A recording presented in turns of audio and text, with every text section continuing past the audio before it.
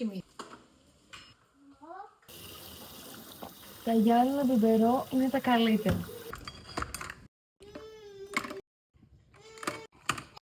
Είναι 8 και 1 ακριβώς. Ο μπαμπάς μας ακόμα κοιμάται, γιατί όλες αυτές τις μέρες...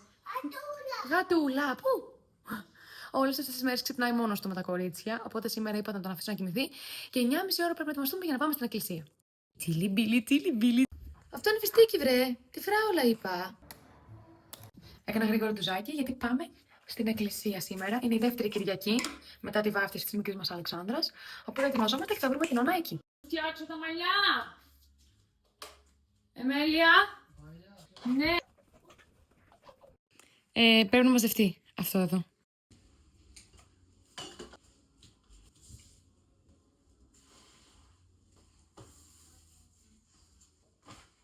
Το σφυρί μπορεί να φύγει από εδώ.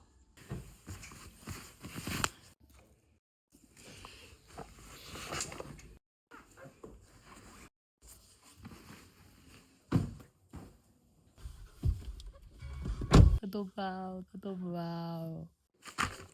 Ξαναδοκιμάζουμε τις πάνες της Pure Born. Τους δίνουμε άλλη μια ευκαιρία τώρα που η μικρή μεγάλωσε, για να δούμε αν έφταιγε το γεγονός ότι ήταν πολύ μικροσκοπικό μωράκι και δεν τις κάναμε. Για να δούμε. Αρχίζω να πιστεύω ότι η Babyliss Premium είναι οι top πάνες. Τελεία. Έλα φτιάξουμε γρήγορα την τσάντα.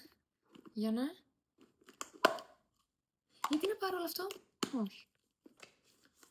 Τέλειο αυτό για μια δόση.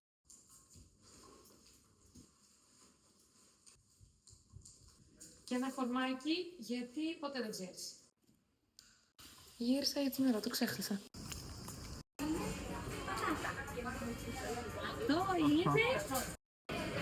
Πείτε να την πάτε. Είναι 8 το βράδυ και θα κάνω μπάνιο, θα φτιάξω τα μαλλιά μου και θα ετοιμαστώ γιατί θα είναι η πρώτη μου μέρα στη δουλειά.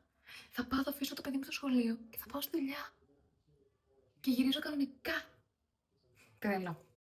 Οπότε θα σου πω καληνύχτα για να κάνω τα μποτέ μου, να χαλαρώσω και να πέσω, ξέρει,